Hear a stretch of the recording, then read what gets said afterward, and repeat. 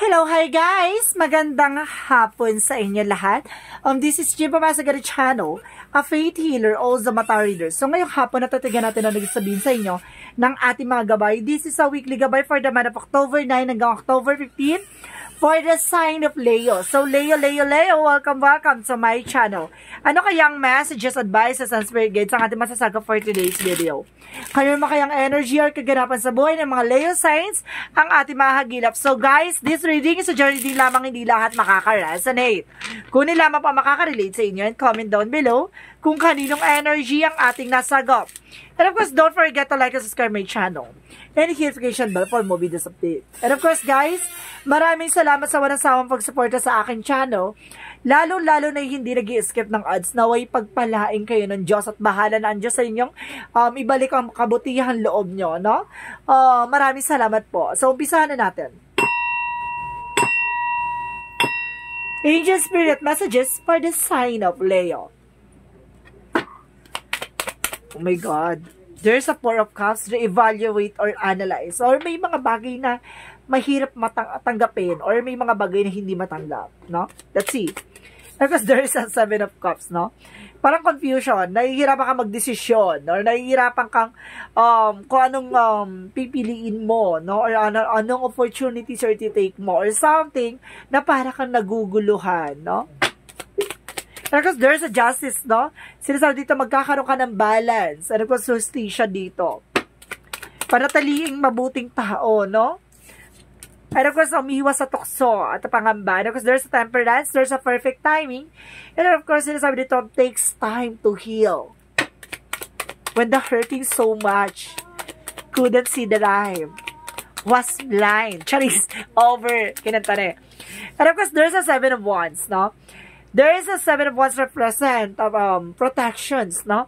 Kailangan protectionan mo yung grounds mo, even your territory. Ano man yung mga bagay na kailangan mo proteksyonan. Or sinasabi dito, magbigay ka ng, gumawa ka ng pondo sa sarili mo, na magdasal, mag-set ka ng boundaries, na may mga tao siguro behind your back gumagawa ng hindi maganda, at kailangan mo proteksyonan yung sarili mo, at may gumagabay daw sa'yo ditong angel spirit, or divine, no? Let's see what is additional messages. And of course, there is a Six of Swords. Six of Pentacles, sorry. Magtutuloy-tuloy na raw about sa finances sa'yo, no? You are being protected and you are being safe about sa finances. Kaya there's a receiving and sa giving something, no? Magtutuloy-tuloy na raw ang daloy, no? Na magandang eksena, no? There's a balance. And of course, there is a judgment. There's awakening, no? Kumbaga, magigising ka sa katotohanan. And of course, magkakaroon ka ng awakening. And of course, a wake-up call for you, no? So, let's see what is what is the Seven of Cups?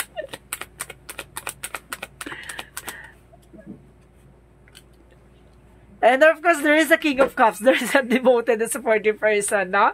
Kumbaga, sinasabi sa'yo dito na may mga bagay na kumbaga, kailangan passion mo, yung ginagawa mo, dapat gusto mo, no?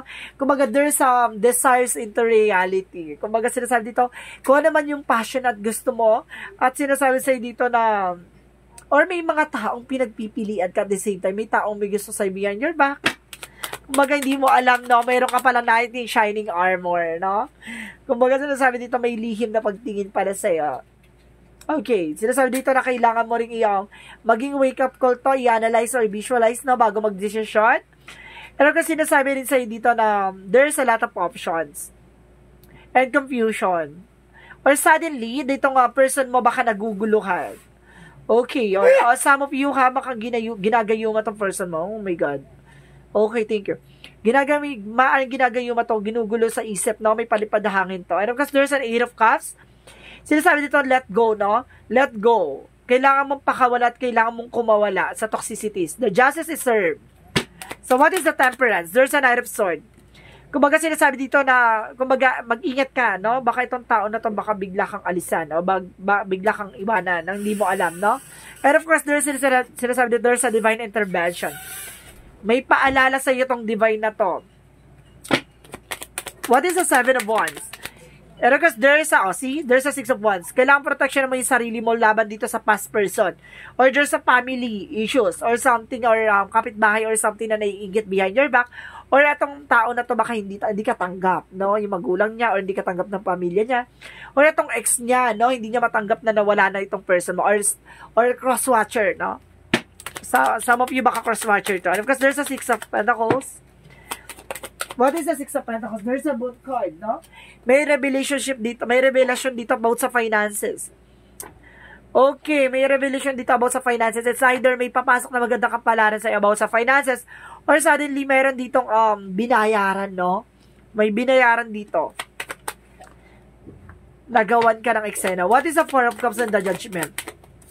And of course, there's a Five of Pentacles. Kumbaga sinasabi dito, mag-ingat ka bago matanggapin niyo isang offer, no? Or hindi niya matanggap. Okay. May mga bagay na kailangan alam mo sa sarili mo, no?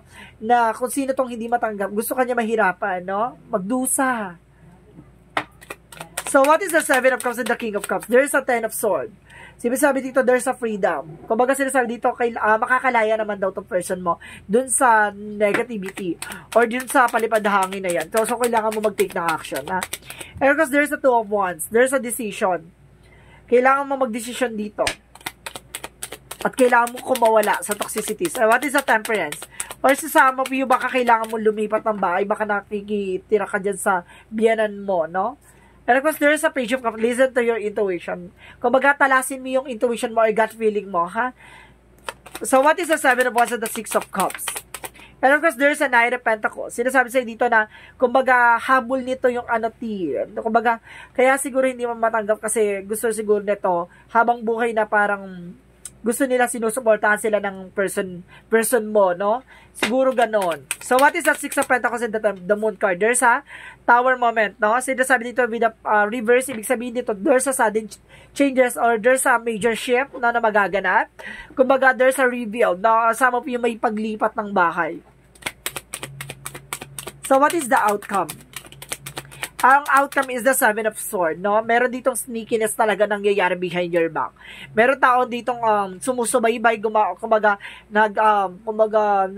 nagmamasid or may taong nakakakuha ng information, no, regarding sa'yo. Because there's a star card, there's a wish fulfillment. Don't you worry, there's a healing and miracles. Maaaring may sakatuparan mo at matutupad ang mga pangarap mo.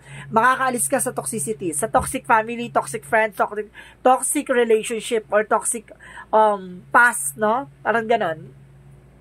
So, what is the Monsology?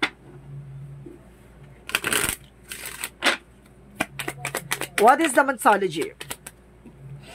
Nothing is yet set in stone. So, hindi pa napapanahon ngayon, no?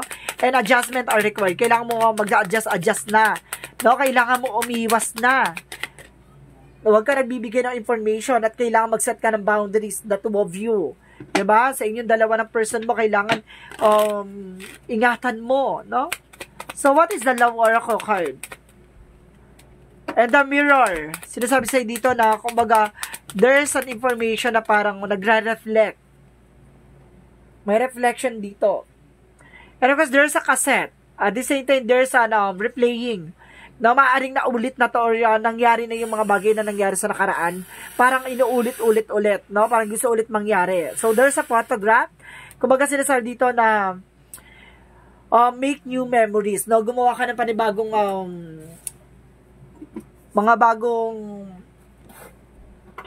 mga memories. Ganon. So, let's see what is the Romance Angels. So, let's see what is the Romance Angels. Honeymoon.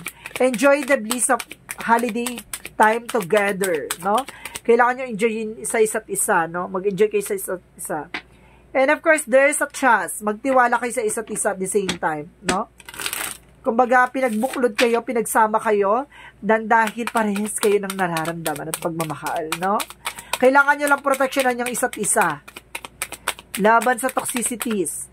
And of course, there's a chemistry. Oh, passion. Talaga nagmamahalan talaga kayo, no? And of course, there's a karma. Justice is here. And of course, karma is here. Don't you worry. Karma is here. And of course, there's a storm. unexpected, no? Kumbaga, biglang may pagbayo na eksena, no? Doon titignan kung sino ang pipiliin, no?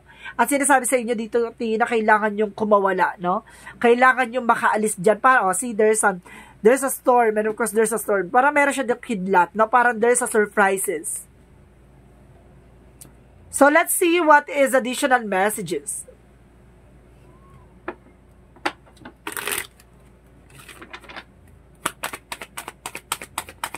And of course, there's Magsworm.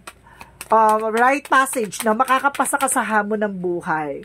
And of course, there's a premonition, no? May prophecy na to. Mayroon tong parang pangitain na to sa'yo, no? Parang biglang nagkaroon ka ng instinct or intuition dyan. Kaya makikinig ka. Parang nakita mo na to. Alam mo na yung mangyayari. Malakas ang kutob mo. Ganon. Kumbaga, kailangan mo na mag-take ng action pag ganun, te. And of course, there's a go for it. Kailangan mo daw ilaban, no? Ilaban mo what you deserve. Ilaban mo yung pag-aari mo. Ilaban mo kung ano man ang sayo. Diba? Sabihin mo, akin lang ang asawa ko. Ganon. So, what is the chakra? So, there's an impartiality. So, ibig sabihin, being a balance, no? Balance kayong dalawa. And of course, there's a self-worth. No? Alam mo dapat sa sarili mo kung ano yung halaga mo. Kung ano yung position mo. Excuse me. So, what is additional messages?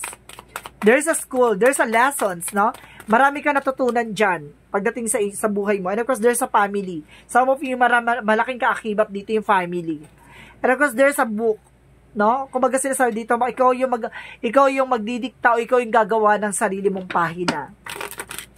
So, what is the energy? There's a happy family. Magkakaroon ka ng masayang pamilya. And suddenly, meron talagang family issues dito talaga. Laki na sa sense ko talaga na may family issues. And of course, there's a journey. No? There's a journey. So, let's see what is additional messages.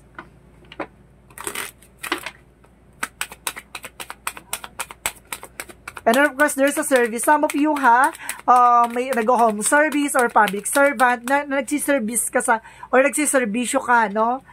Sa ibang tao. And of course, there's a courage, no? Kumbaga sinasabi dito na kailangan mong harapin yung takot at pangamba mo. No? Magkaroon ka ng confidence sa sarili mo.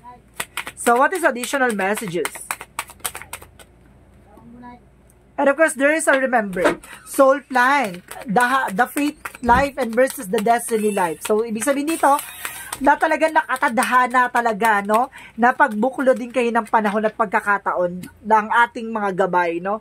Talagang may soulmate connection kayo or soul contract. And of course, sinasabi dito, there's a force, don't follow. Fave a new life. Be a leader you wish you had. So, ibig sabihin dito, pamunuan mo yung buhay mo, no? Ikaw lang ang magsisilbing leader. No, ikaw yung magsisilbing pinuno or boss ng buhay mo. So, what is Archangel Michael messages? And of course, energy healing works. Some of you, kailangan mo talagang ng kagalingan dito. Meron talaga ako nasa-sense talaga dito na may palipadhangin or gayuma, ha? And of course, it's time to leave the unhealthy situation. See, I told you, di ba? Kailangan mong kumawala sa unhealthy situation. Either dito sa family toxic, di ba? So, let's see what is Archangel Raphael messages. And of course, listen to your intuition. See, intuitive feelings. Ibig sabihin dito, sinasabi ni Archangel Raphael, na makinig ka sa intuitions mo, yung nararamdaman mo, yung gut feeling mo, hindi ka niya bibiguin. What is the Jesus loving quotes? What is the Jesus loving quotes? Heal the sick, the word therein, and say unto them, the kingdom of God, God is righteousness and is night unto you. Ibig sabihin tayo, ibig sabihin dito, pagagalingin ka niya, no? Sa anuman sakit, anumang kirot o dulot ng mga bagay-bagay na nangyari sa'yo. Kumbaga sinasabi sa'yo, nilalapit ka lang ng Diyos at ang ating Panginoon sa mga bagay-bagay, no? Inaalis ka lang sa mga taong hindi deserve na makasama mo hanggang sa dulo. No? Ibig sabihin dito, may mga taong makakasama ka, may mga taong bibitaw, no? Doon sa yugto na yon or doon sa chapter na yon, no? Parang ano lang yan, nanonood ka ng pelikula o palabas. May mga bagay na mag-e-end yung mga tao doon, yung mga cast doon, may mga bagay na matatapos na yung mission nila. Or hanggang doon na lang sila. No? Parang ganun. Kumbaga, may mga taong aalisin sa buhay mo, may mga taong madadagdag, may mga taong mag-i-stay hanggang sa dulo. So, what is the angel's number? There's a 14, I am practical. So, ibig sabihin dito, maging practical ka. You are open-minded and always up to try something new. Yet, you are wise enough to stop and think before you jump into things.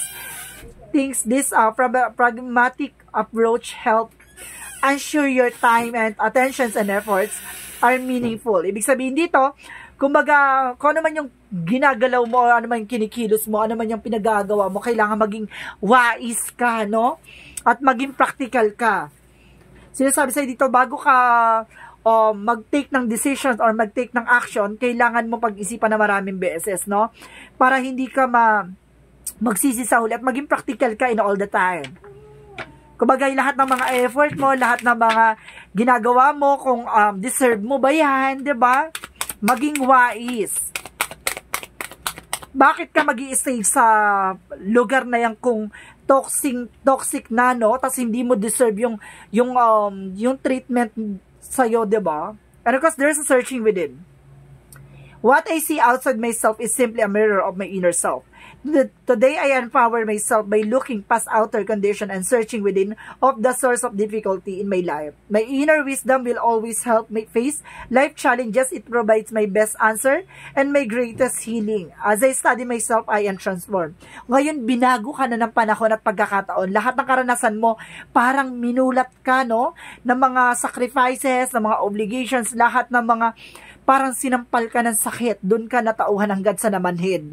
Parang hindi ka na matatalaban ng mga kung ano man ang ginagawa nila. Parang ganun ang nangyari. Parang sa dami nilang ginawa sa'yo, no? Kumbaga, naging manhid ka na sa mga bagay-bagay. So guys, this reading is a weekly gabay for the month of October 9 hanggang October 15. For the sign of Leo. This reading is a general reading lamang, hindi lahat makaka-resonate. Kung hindi lamang pa makaka-relate sa inyo, comment down below kung kaninong energy ang ating nasagap. And of course, guys, maraming salamat sa walang sawa mong pag-suporta sa aking channel. Lalong-lalo na hindi nag-i-skip ng ads. Naway pagpalain kayo ng Diyos, siksik-liglig na umapaw ang balik sa inyo. Diyos na ang bahala magbalik sa inyo na kabutihan loob nyo. Maraming salamat po. And of course, guys, don't forget to comment down below your full name, birthday, and of course, location nyo kung asan man kayo sulok ng mundo para sa susunod na reading. Baka energy mo na ang mahagilap at masagap ng ating mga gabay. Maraming salamat and see you in the next video. Bye-bye and babush.